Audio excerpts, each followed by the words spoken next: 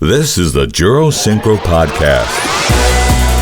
Hello everyone and welcome back. Today I am joined by a hugely respected figure within the ice skating world and I can't wait to dive into everything skating with him. Today my special guest, bringing it all the way back to Britain, is Chris Buchanan. This is Season 2, Episode 5 of the Jura Synchro podcast. Enjoy. Today from Wales, in the United Kingdom, with Sofie Ekstrom-Gabb.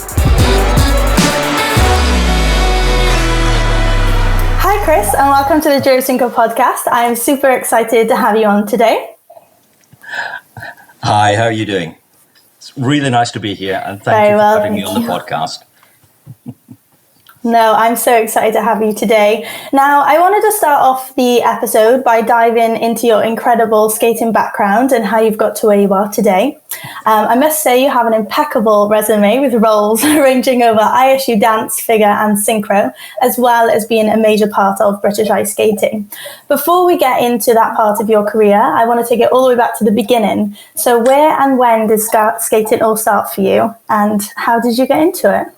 Well, that's going back a very long way. But just to correct one thing, I am involved in ice dance and in synchro, but not on the singles and pairs side. However, going back way probably when your parents were just tiny children, I actually, before I started skating because I saw skating on TV. I think it was a World Championship or something on BBC. And thought, wouldn't mind giving that a go. But that was when I was 18, 19. So I didn't start as a child. But I had been and overlapped. I was a competitive dancer. So I was an international Latin and ballroom competitor for a long time, since when I was very young. So I did that for about 12, 13 years. So I had a dance background, but when I went to university, I was at university in Edinburgh, but my dance teachers were in Glasgow. So it meant the logistics were a little bit difficult. So I was looking around for something to do. And as I say, I saw skating on TV and thought, I could give that a go. So off I went to Murrayfield Iceland. And that's where it all started. And that was way back in 1973. So a very, very long. Yes, I know, you're looking at, you think, yes, did that unit really exist? Yeah. And, that was definitely way before my time. And yes, we did have real skates. It wasn't bones on our feet or anything. So. But then when I got into skating, I very quickly started competing, and in a fairly short space of time, I was competing in nationals. So I was runner-up in the Scottish nationals for a couple of years. So as an ice dancer, I did try figure skating for a while, and I had a very, very lovely coach, Bobby Van Zeebroek in Murrayfield, who saw me trying to jump and suggested that maybe you should try ice dancing. So that's very subtle. That's very subtle, Bobby. Thank you very much. But I did do some free skating. I did jump. I can spin. So, but I was never going to be, hitting the triples or the quads. That was for absolutely sure. But I did take, as you can imagine, with my background, I did take to ice dancing fairly well, and thoroughly enjoyed it. And it was not long after that I actually started traveling down to Altrincham to have lessons with Joan Slater, who is one of the doyens of ice dancing, and she was a formidable lady, shall we say. But I love Joan dearly. I know she's no longer with us, but she will always be remembered very fondly. A wonderful lady and a wonderful coach.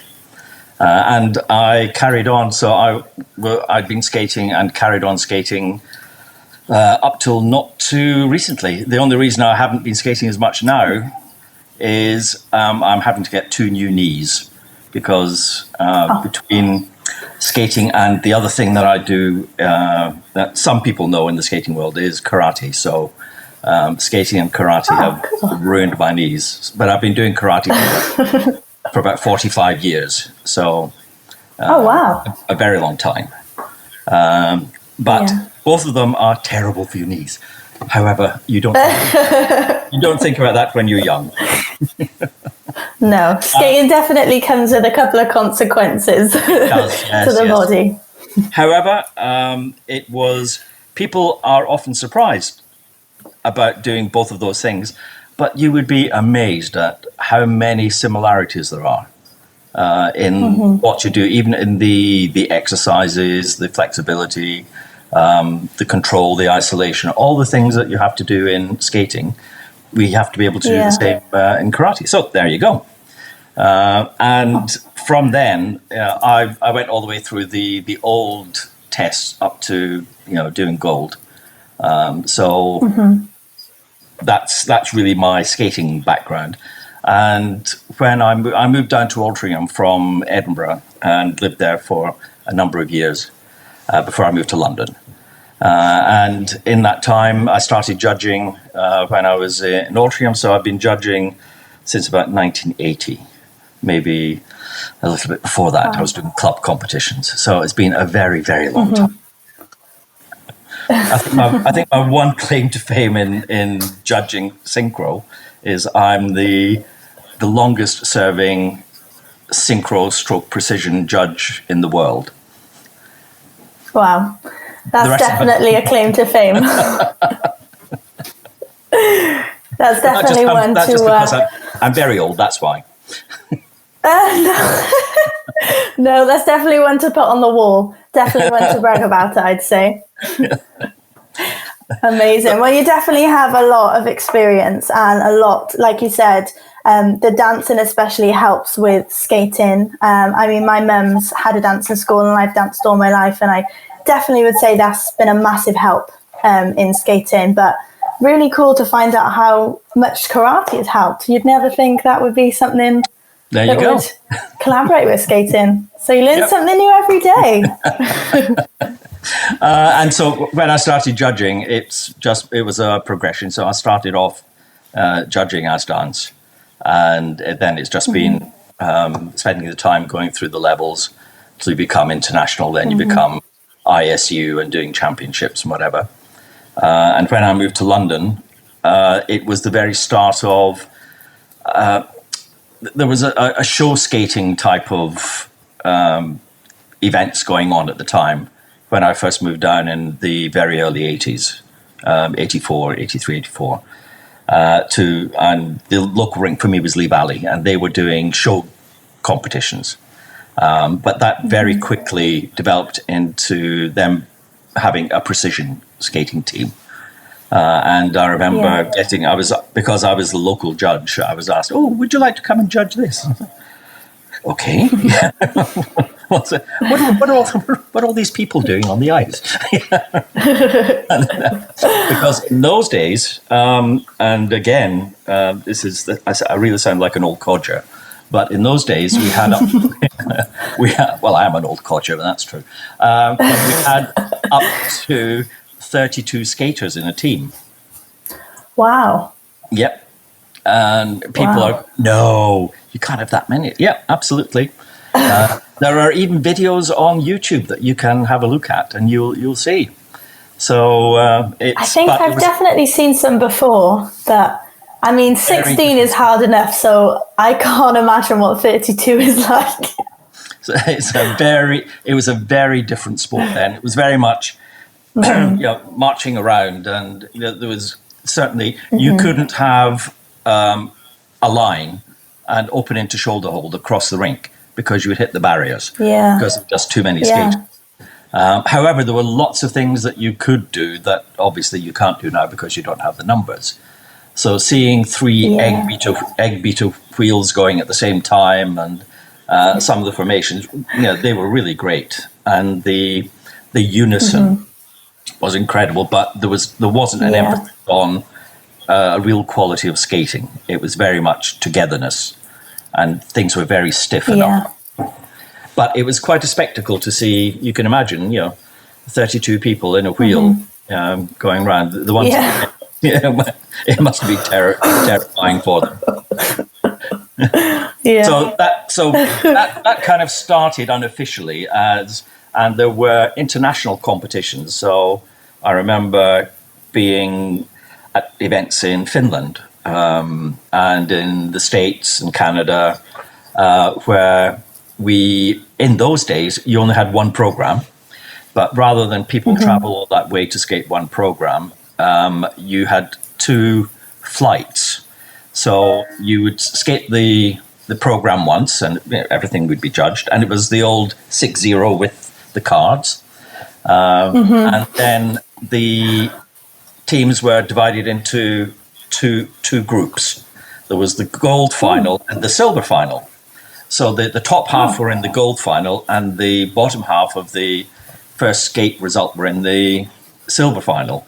And it was quite strange that in some cases teams preferred to be in the silver final because they would still get a medal and everything else and a trophy coming first, second or third in the silver final from that particular flight rather than be at the bottom end of the gold final. But it was different days, we were doing different things, but it did give people the chance to skate programs twice. So if you messed up once, at least you got the chance to put it right this time. But now, of course, we have short programs and pre-programs. And it has changed a lot. But there was a lot to commend the precision skating days. And it took a few years before we really got everything organized. And we did try to get it recognized for a couple of years before it finally was accepted at the 1994 Congress in Boston and became an official ISU discipline.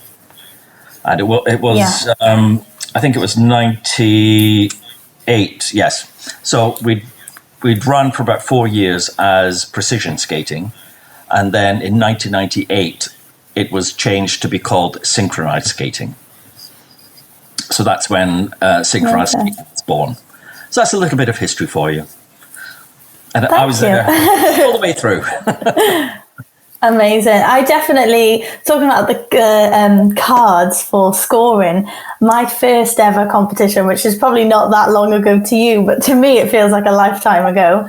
I think I was probably about 6 or 7 and I remember being judged by point cards. But obviously now it's just all electronic. But I do remember that I did have a small experience with it when I did start skating. So, yeah.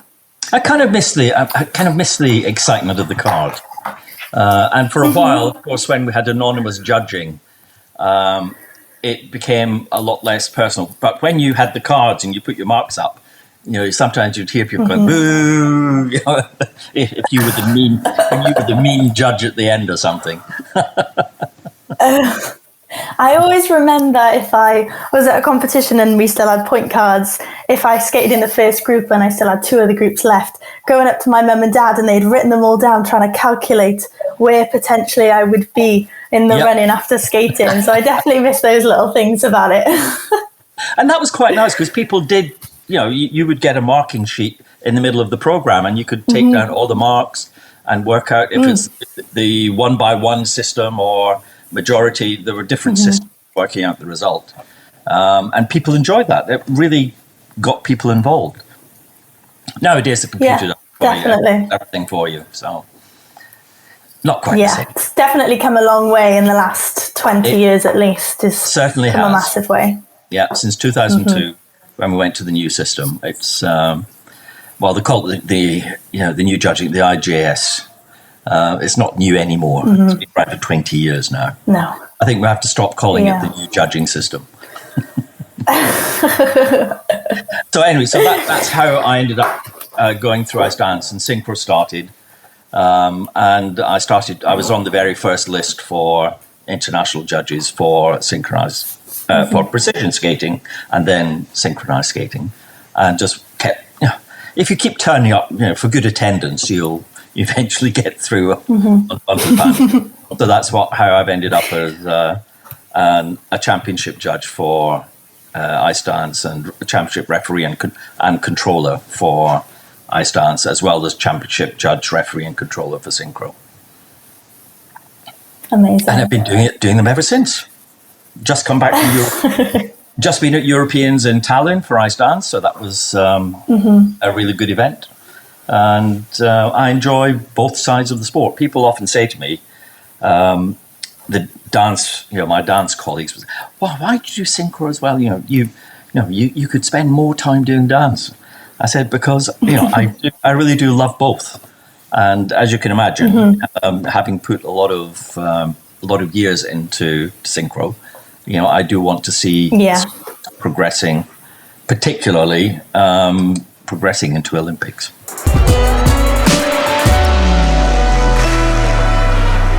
Do you see quite a big difference between dance and synchro, or do you think there's quite a lot that binds them as a very similar discipline within skating?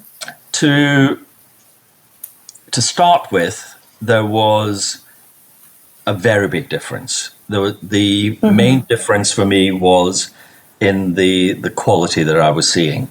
And as a controller and a specialist for ice dance, I was used to seeing the quality that the ice dancers have in the basic skating, in the flow, in the edges, in the steps and the turns. And I wasn't seeing that in synchro. Now, synchro has a different dynamic. You have 16 people for a start, and you are doing very different things, and there are very different challenges. I often hear people who've said, oh, well, if you can't do singles, do pairs. If you can't do pairs, do dance. And then it was, if you can't do dance, do synchro. And the suggestion was that, the synchro skaters were not as competent, and they didn't have the quality of the others. That was true for quite a long time. One of the things that I was determined to do when I became chairman of the ISU Technical Committee for Synchro was to address that, because we had always had the desire to become part of the Winter Olympics. But when I spoke to the skaters and spoke to the coaches, I said, how much time do you spend training, for example? How much time do you spend on basic skating? For ice dancers who are going to championships, going to internationals, they're skating essentially full time. But the synchro coaches and teams felt that they should be going to Olympics skating maybe a couple of hours a week, 3 hours. I said, that's not going to get you there. If you want to have a place in Olympics, you have to train like Olympians. You have to have the quality of Olympians. So the whole time that I was chair, I was driving to get the improvement in quality of skating for synchro teams. And I can say, hand on heart now, I could take, any of the skaters from, the top 5 teams, top 10 teams in the world, and give them a step sequence and put them beside an ice dancer, and I would defy you to say that the quality of the steps and turns that we're getting from the top teams isn't the same quality as you're getting from ice dancers. And that's what I was driving for, to get that quality, to get the speed, not just speed from doing lots and lots of progressives or crossovers or back crossovers, but speed from good quality of skating. So having flow and keeping speed, that again was one of the key things for me, and making the programs much more interesting. So in my time, I was there for 8 years, we introduced a lot of new elements. We changed the rules. We made, every time we changed the rules, the coaches were always, no, that's terrible. We can't possibly do that. It's far too difficult. So we thought, yeah, okay, so these changes will last us, probably 4 years. By the next season, they were all doing it. It was really annoying. But that, for me, was a very deliberate strategy to drive up the quality, and not to say, please let us into Olympics, but for us to say we deserve to be there, because we have the ability, we have the quality, and we are delivering what the other disciplines are delivering. I didn't want synchro to be the poor relation. And I remember we were fighting very hard at the time for essentially recognition from the ISU for the discipline. And I was working hard to try and get synchro into the Grand Prix calendar, into the circuit. And I did succeed in getting them to be part of the Grand Prix final in 2015. So we actually had synchro in the Grand Prix final. But I will say, and I was the controller for ice dance at the Grand Prix final, and I was a controller for synchro at the Grand Prix final, the same one. And even I, again, being very honest, said we still have a way to go to have the same quality we are seeing in the ladies, men's and pairs in synchro. And I will say also that the coaches of synchro have responded so well, and the quality, the speed, the flow, and the creativity that we are seeing in synchro programs now really is wonderful. And that's all down to the coaches and the skaters really working. Now, when you speak to the top teams coaches, they will tell you, yes, the skaters are now putting in 20 hours a week, but mix of on ice, off ice, maybe even more. And it's amazing. The harder you work, the better you get.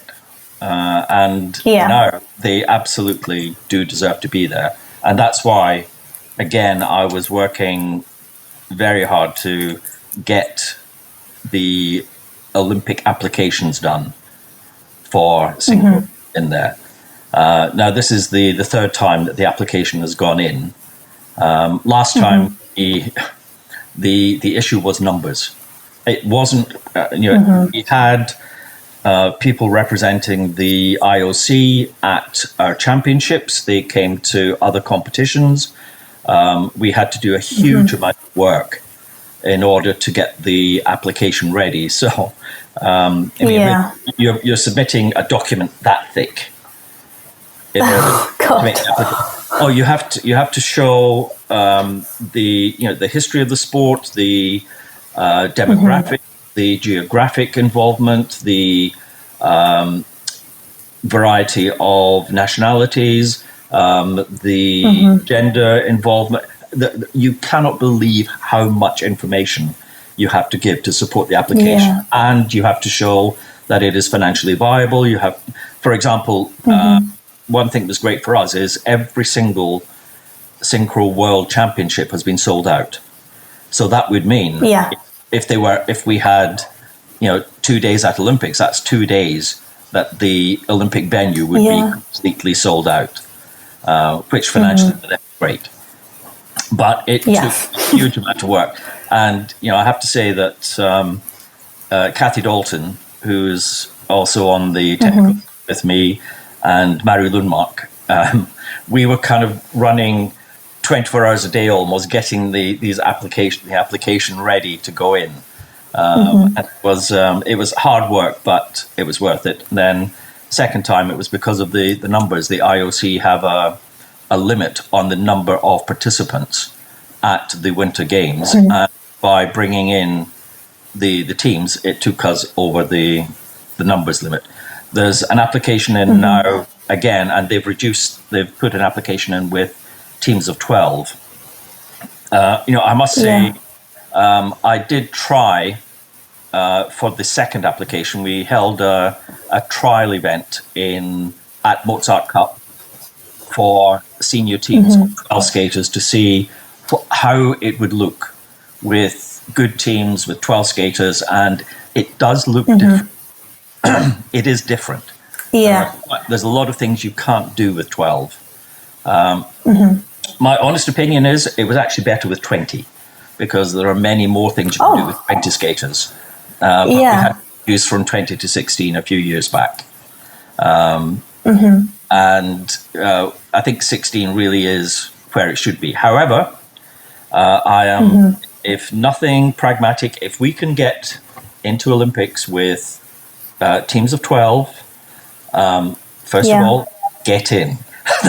That's the most important thing. Yes. Get in, get the recognition for the discipline, because it will make a huge difference to many, many countries. If you are part of the Olympics, it gives the skaters and the countries and the teams access to facilities, to funding, even to sponsorship that you don't get. Even although we have a world championship, for a long time, we had the criticism, you don't have a world championship. Then we got the world championship. And was, you have to be part of the Olympics before. So we've kept going. And it was the same with juniors. When I took over as chair, we didn't have a junior world championship. So I had to fight to get a junior world championship. And, that eventually came. So we had, as a compromise, we had 1 year we had a junior world challenge, then we'd have a world championship. Then next year was a junior world challenge, then we had a world championship. And that was all to do with money and funding from the ISU. But eventually, I did argue hard that this is ridiculous.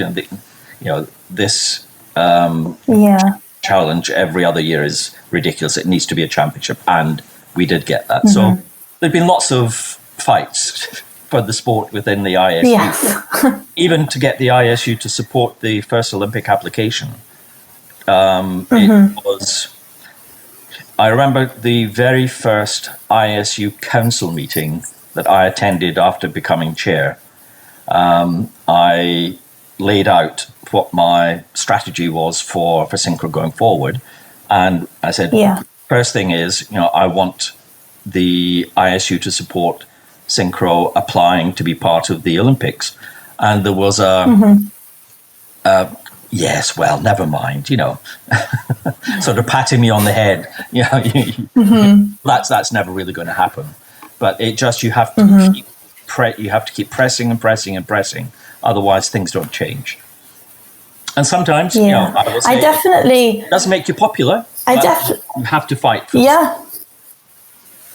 I think definitely the presence of Synchro would be a massive play in the future for it, as well as making the history of it being in the Olympics. I mean, I had skated for probably about just under 10 years before I even found out what Synchro was. And, being a skater, there are many skaters out there that aren't aware of Synchro. And especially then if in the skating world there's not that much recognition of it, then you put that on a massive scale of the world as well. So I definitely think having that recognition of Synchro over everything would definitely boost and help the Synchro and, the goals that are planned for Synchro in the future. Absolutely. Well, if you think in the country, when we're sending people to Olympics, this time we're sending 3 skaters from Great Britain to Olympics next week. We'd be sending, 20 skate. This time it will be 14 skaters. But, that's a lot more people. And for me, it's giving people the experience of, first of all, being an Olympian, being at an Olympics. It is special. I've done many world championships and I've done Olympics as well. But Olympics is special, and it's something that those skaters will keep with them for the rest of their lives, and they'll be telling their grandchildren, and the grandchildren will be proud that their grandparents, or my grandmother or grandfather was in the Olympics. They're an Olympian. It's something very special, and it's important for the community. You know, you've got an Olympian in your community at school, at college, at university. It's a very special thing that if I can do that for anyone, that really was a driver for me to try and give people that opportunity. And if I could have achieved that, I'd have gone away very happy. Well, if you can achieve that for me, I would also be very, very grateful. That's your next plan. Well, it's over to other people now to do that. But I'm just hoping that we'll see a little bit more action on that front. It's gone rather quiet, and I still feel that the quality. I know we've had a little COVID incident everywhere around the world, but I do hope that the drive for quality continues, because it has to. We have to stand, out there very proud that the quality of what we are doing is every bit as good as what anyone else is doing. So that, as I say, that Olympic experience is one that I hope that our skaters will have very soon. I know that for me, I've been at 2 Olympics, I know that it does feel special. I was, as you know, I was in Sochi and I was in Pyeongchang. Sochi, I was judging, and in Pyeongchang, I was an official. I was actually presenting the medals in Pyeongchang. Wow! So it was. So both of them were. It was an honor, and it did feel like an honor and a privilege to be there. Yeah, and I really want that for our skaters. I really do want that.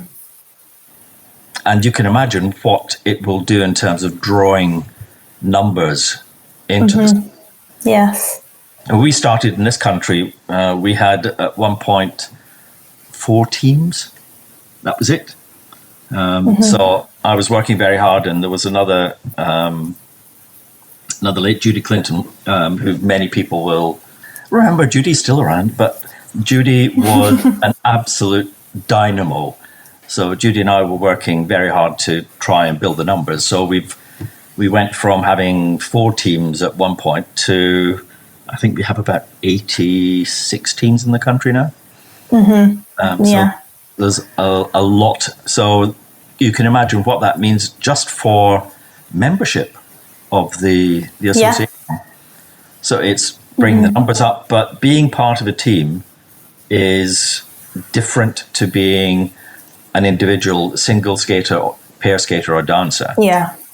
It does give you a lot of life skills that you don't otherwise get, because believe me, the teams don't put up with any prima donnas. You really learn a great discipline, because you have to be there on time and ready and dressed the way you need to be dressed. The teammates aren't going to put up with any nonsense, although I must admit, when we've been away at events, occasionally I've seen rooms as you're walking past in the hotel, and where there's 2 or 3 skaters maybe in one room, and it does look as if the suitcases have just exploded. other groups of skaters are very tight, but you do have to learn to look after yourself, because your mum isn't going to run around after you clearing up. So you learn to look after yourself, and you learn that you have to share, and you learn how to be part of a team, but also experience that support system as well, and that's wonderful. And I know skaters who, from back in the teams at back in the 80s, and the skaters who were in those teams, that group of skaters are still friends, and they still get together. So it really forms a really close bond, and that's lovely to see. It really is lovely to see. So definitely. I mean, majority of my friends and life, they're definitely going to be lifelong friends I've met in skating and synchro. And like you said, it's definitely life lessons, and you definitely learn how to be an adult, I guess. I feel like I've learned to grow up and learned how to mature quite quickly, being in a big group of people. as well as learning how to be around people, which is definitely a very social skill to have being in a synchro team. And it's a great life lesson for where you go into the workplace. You learn how to work, as an individual, because you have to contribute, but you also learn what it's like to be part of a team. And it really is, a great skill. And it's the other aspect of the sport that's very different from singles, pairs, and dance, is that team aspect where you really are there working not just for yourself, but you are working on the ice for the people around you, your teammates. You're there for them, and they're for you. I have to say that as I've seen the sport develop, as well as the camaraderie, I've also seen the drive that being part of a team with so many individuals, the drive to get better. So I'm seeing in the olden days when people were just more marching around rather than really skating around, the programs were just all shapes. Now I have to say that the use of music in synchronized programs and the choreography is incredibly creative now. And there are some programs which are just beautiful pieces of choreographic work. And they stand up to scrutiny, with any discipline. And that's great to see. Yeah. And that's all coming from, and most of the coaches were quite young. Now we've got new generations of coaches coming through who've been very much part of teams. And I can see the sport just, growing and growing and, going to new heights all of the time. And the skaters being stretched. So it's, for me, it's an absolute joy. That's right. That's amazing. Being rather loquacious about that, but it really, for me, the effort that I put in, it does come back and gives you, a lot in terms of reward. Yeah. I can imagine, definitely. No, it's absolutely fine. You've definitely done a lot for synchro, even since I began synchro, it's evolved so massively. And like you said, little aspects of the differences, I guess, that are still always going to be there of us being a team. Every team that I've been in, we've always had the rule that, if someone falls, we all fall.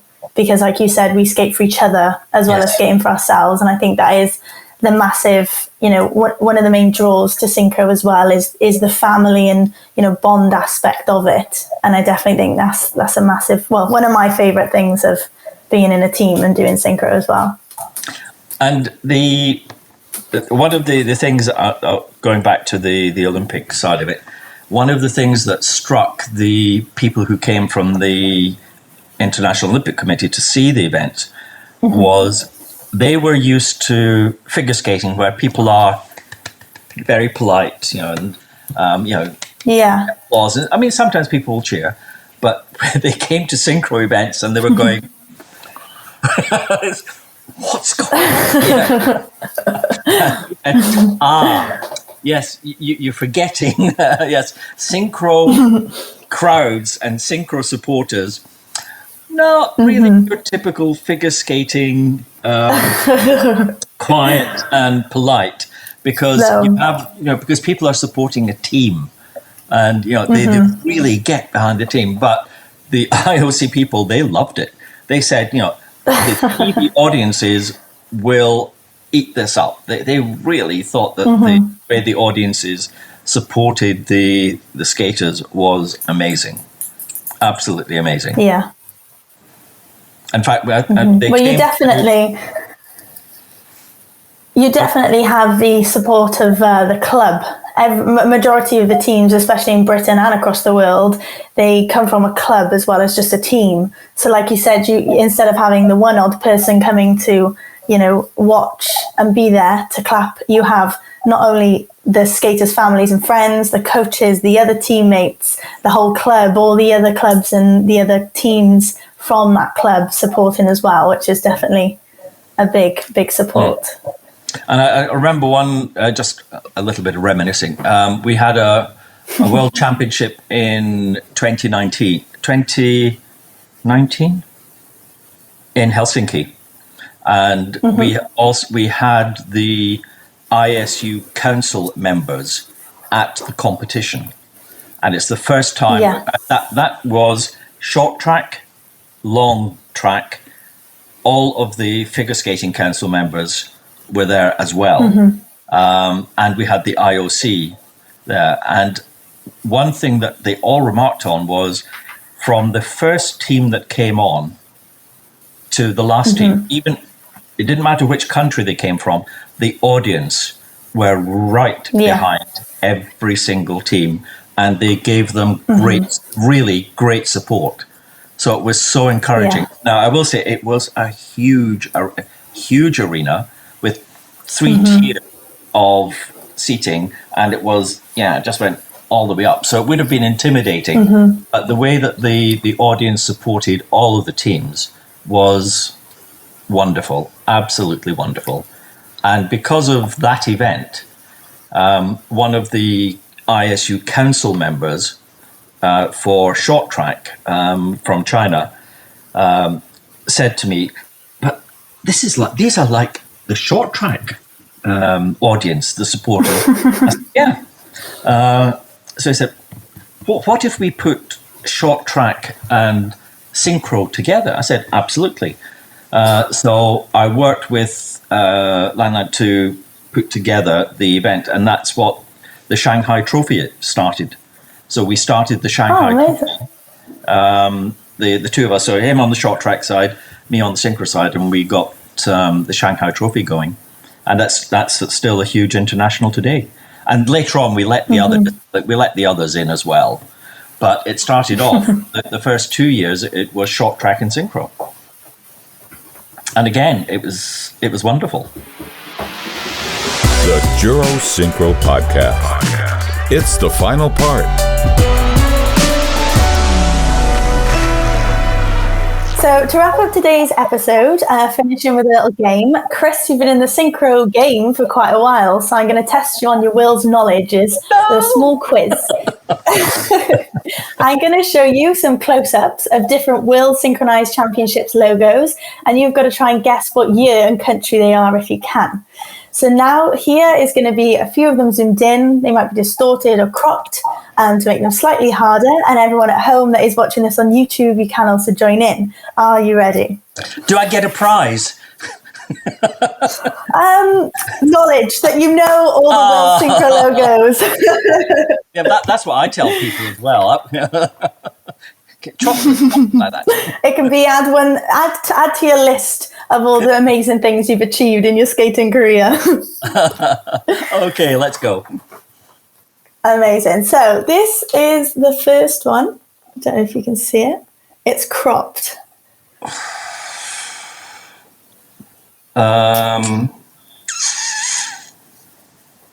This one's quite hard. It's not June. It's not. Is that Ontario? They're all senior. They are all senior. It's in Canada, so... Was that Ontario, 2015? It is in Canada in 2015, yes. Yay! I got 1 point for you. Amazing. This is the next one, so it has still got a bit of it on there. Oh, that's... you can see it. That's good. I can tell by the colours. It's Budapest 2016. You're correct. Amazing. See, you do know them. This is the third one.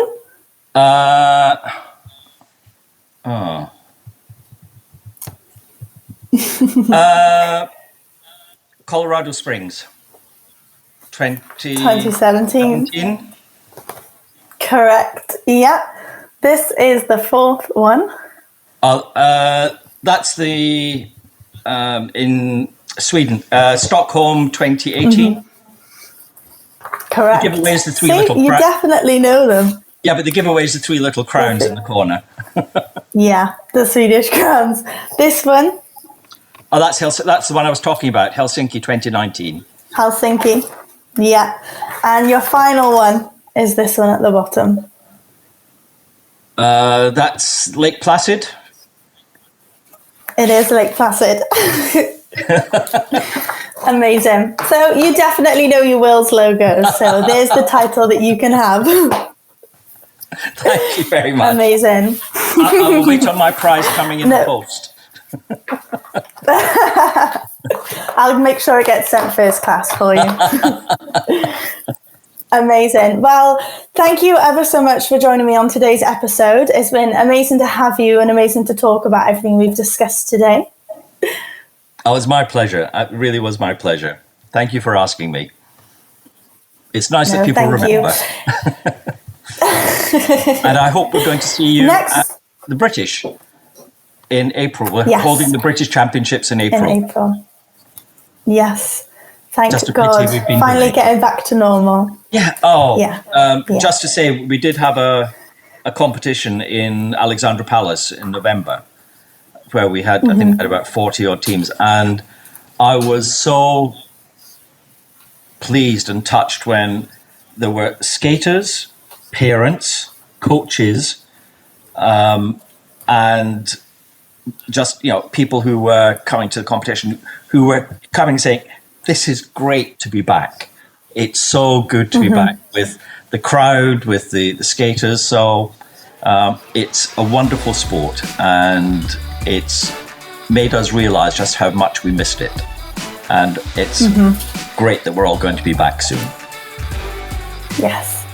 Next week, the Express Show starts again, and then we'll be back with another episode of the Jura Synchro podcast. Bye for now, and I'll catch you again soon. Jura Synchro podcast on YouTube, Apple Podcasts, and Spotify.